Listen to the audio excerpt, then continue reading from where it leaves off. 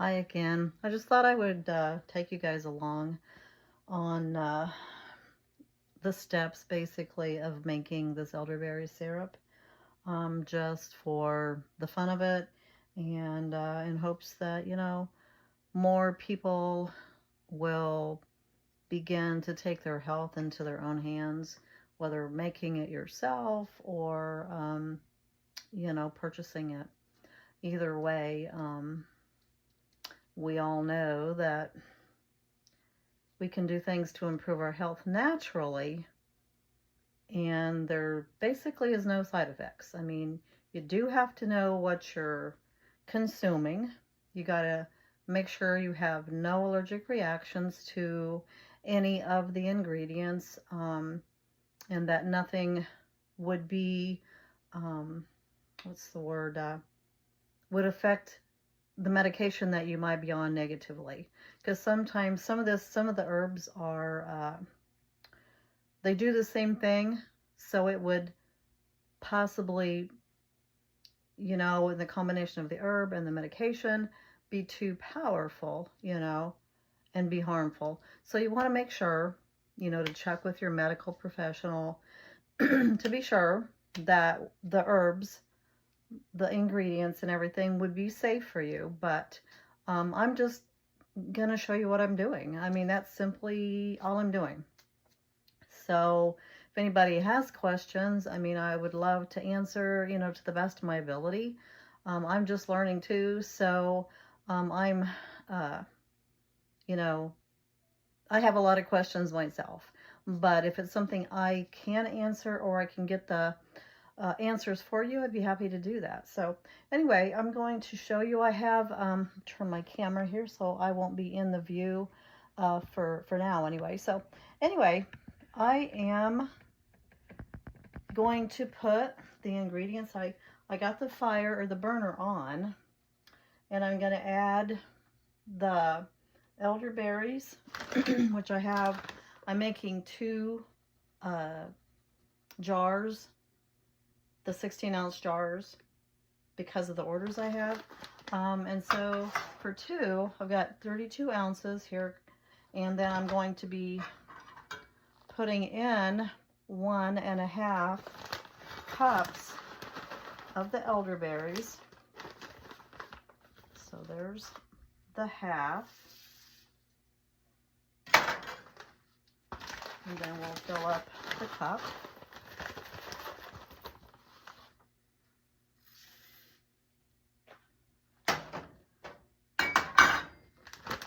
And what I'm going to do once I get all of the ingredients in here, then I'll just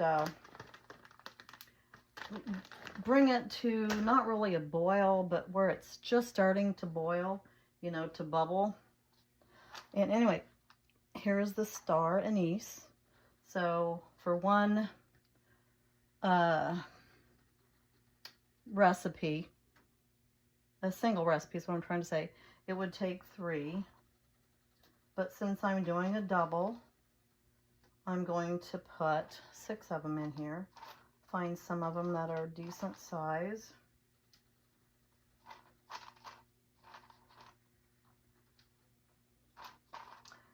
Okay, there. So I got 6. Some of them aren't full, or maybe there's a couple that's a little smaller.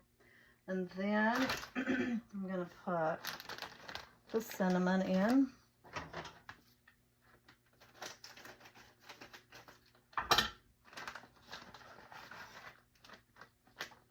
And I'm going to just break this up.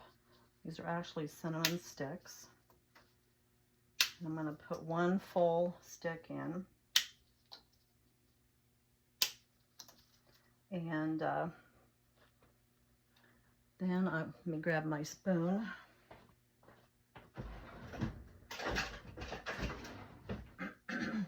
Now I'm just going to gently stir this.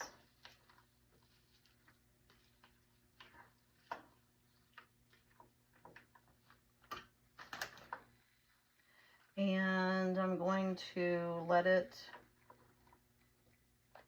get hot enough to where it's just starting to boil. You don't want it to boil because you don't want it to get so hot that it will hinder the properties of the herbs. So you want to keep the temperature relatively low. So when it starts to boil, I'm going to turn it way down to low, and then I'm going to let it just simmer for 45 minutes to an hour. And then whenever I am ready to do the next step, I will come back and let you see that as well. I thought I would also add, I have a lot of trouble with like phlegm in my throat. I'm constantly feeling like I gotta clear my throat, and I've just recently found out that mullein, yes, mullein that grows everywhere, is really good for breaking that up. So while I'm waiting for this, I am going to make myself a cup of mullein tea. My water's at the right temperature right now, so I'm going to enjoy this tea while I wait for this elderberry blend to steep and get ready to be finalized. And I'll let you know what I think of this when I come back. All right, I got that elderberry syrup almost done, guys. I am going to go ahead. I've got it here.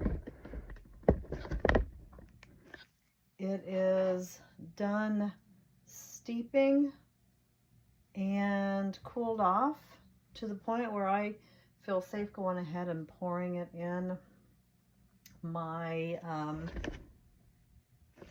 strainer, or it's going to go through the strainer into this glass, it's like a measuring cup, and then I'm going to let it, you know, kind of run into that, and then I'll take my spoon here and I'm going to kind of squish it down in there to get out as much of the yummy goodness as I can.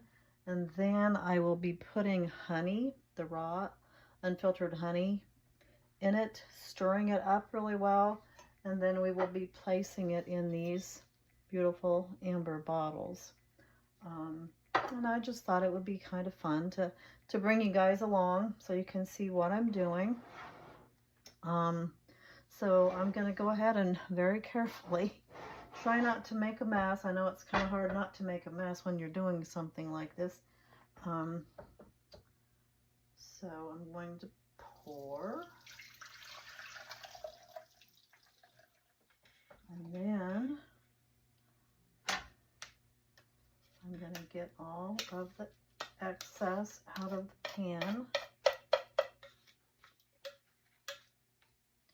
Just about more than this strainer can handle.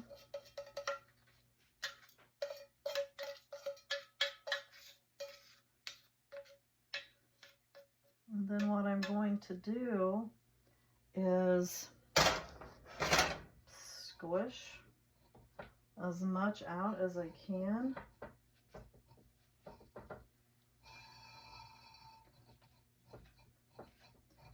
And once this is all squished out, I'm going to keep the berries and everything. I'm going to put it in a compost. I've never done a compost before, but I am working on it because I'm hoping that in the spring and summer I can actually raise some of my own herbs and berries and stuff. That's my plan anyway. And so I'm keeping as much stuff as I can composting in case I'm able to do that, because that is something I really want to do. I know as long as I live in this apartment, you know, it would be really limited, but yeah, that's my plan anyway. Okay, so I got that, I think, done about as much as I can get done. And I've got, whoops, I bumped my tripod. That's not good. Get the little bearings off of there. And I've got, well, actually, I don't need that spoon. I've got 1 cup of honey here all ready to go. It's going to take approximately 2 cups for this. For 1 16-ounce, you basically need a cup, you know, 3/4 of a cup to a cup. So since I'm going to be doing 2 jars or bottles, which are 16-ounce a piece, I'm going to need, you know, the full 2 cups, I think. Because honey has its own medicinal properties that are so good for us. I gotta rinse my fingers off. Okay. All right, now I'm gonna pour. If you can see what I'm doing, I'm gonna pour another cup. Takes a lot of honey.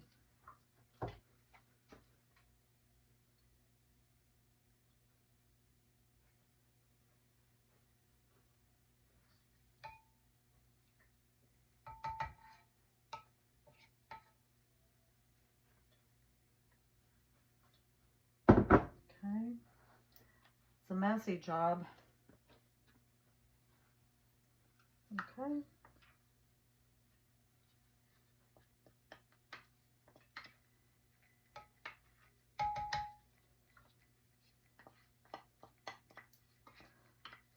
The honey is actually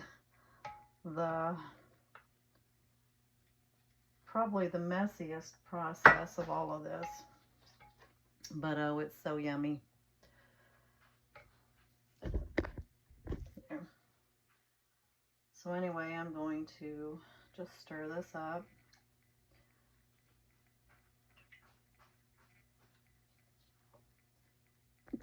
And while I'm letting this kind of dissolve in here, I thought I would take a moment and just share with you some of the beneficial properties of the ingredients.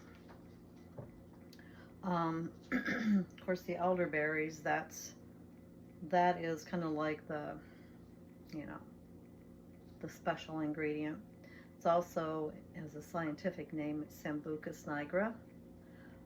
Anyway, elderberries help fight the common cold, the flu, allergies, actually helps with constipation, and I guess in some studies is shown to help with cancer. It's antiviral, which means that it strengthens the immune system. It's immunomodulatory, that's a hard word to say. It helps regulate the immune system. It stimulates, because it stimulates the release of cytokines, I'm not sure how you pronounce that word, which is proteins that helps the immune system communicate. And then it also is a diaphoretic, which promotes sweating to help the body cool down, break fever, and sweat out an illness. And then there is the Star Anise, which the scientific name is Elysium verum, and it is good for upset stomachs, runny nose, constipation. It's a carminative, which means it soothes the digestive system, and that's something I can really use because I do have issues with my digestive system. I had my gallbladder taken out years ago because it was not even working really. And so I've struggled the last few years with my digestive system, but I'm finding that when I really watch what I'm eating, you know, these herbs are helping with that. It calms my stomach. actually helps stimulate the digestive process. Some of them, not necessarily these, but they can't hurt. But I am drinking teas and stuff that do help with that, and that's something for a, you know, a future video if anybody's interested. Anyway, Star Anise is also an expectorant, which helps clear mucus from the respiratory tract. It's antiviral, which strengthens your immune system.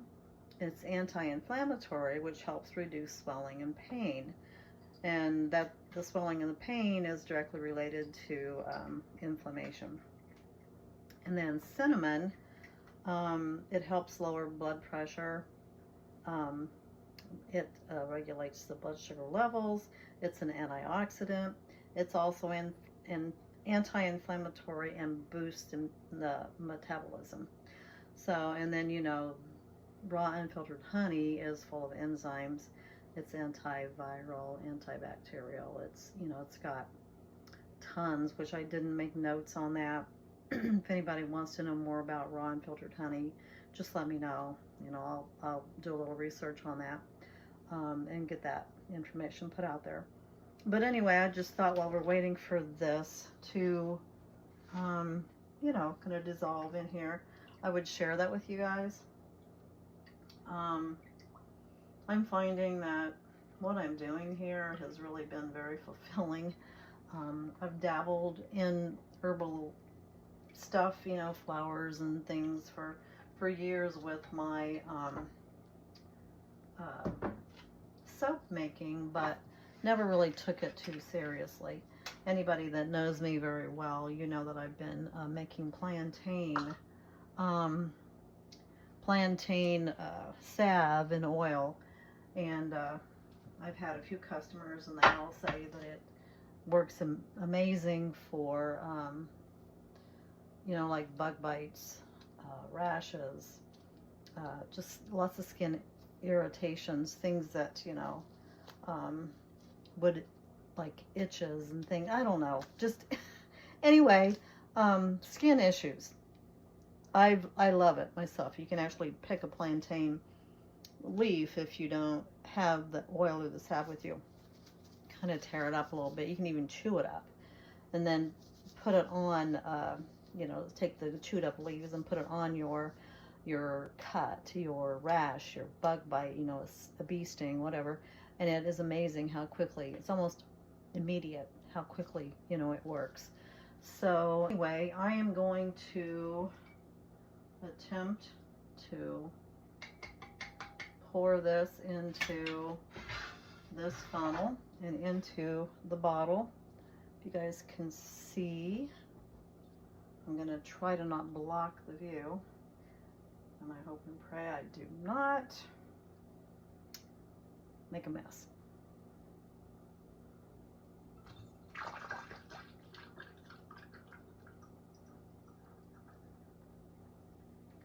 And of course it runs back, and that's what's making the mess.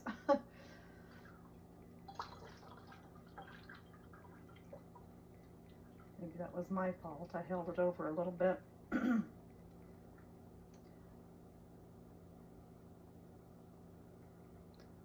I blocking your view? I sure am. Sorry about that.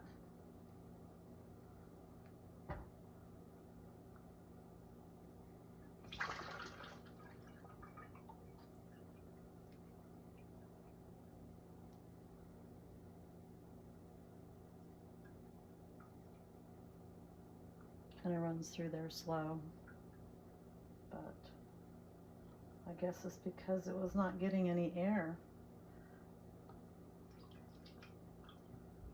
Just got to be careful not to overfill. I know I've got to go up to about the shoulder there, so.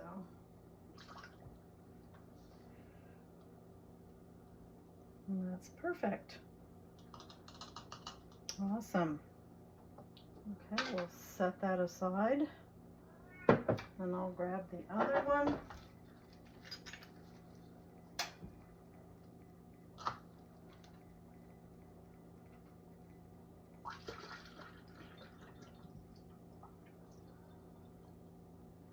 It's amazing how much better it goes through when I lift it up just a tiny bit.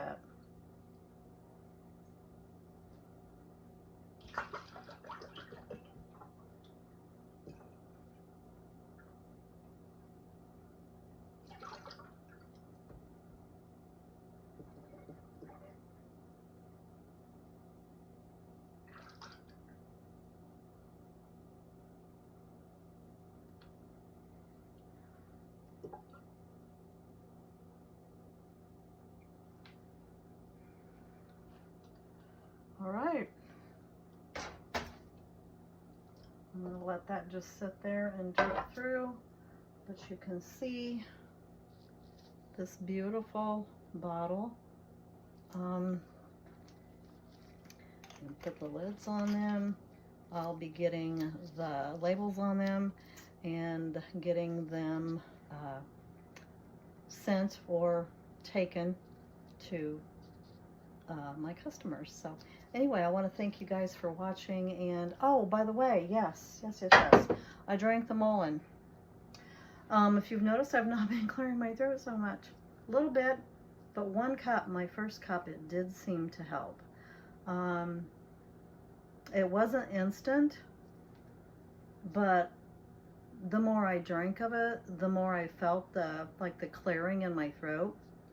And it actually, I was a little leery of what it was going to taste like, you know, but it actually isn't bad. I didn't put any honey in it. I just drank it as it was, and it was just a really mild flavor. Now, I didn't make it very strong, so next time I'll probably make it stronger. I think that would probably help my throat even more.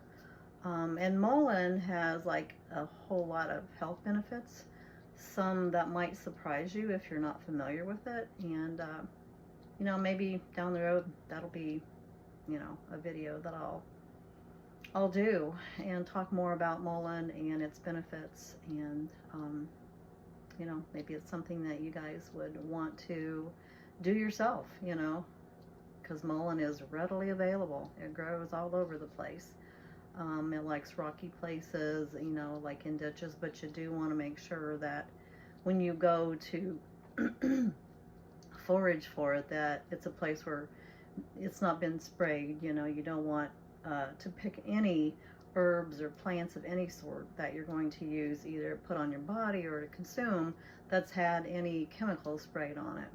You don't want to get it where dogs is peeing on it, you know, things like that. I mean, you got to be mindful of where you get it, but it grows all over. It's just, it's a free herb. So anyway, just a little FYI, guys. And anyway, I want to thank you for watching, and if you have any questions, just let me know and I'll do my best to answer that.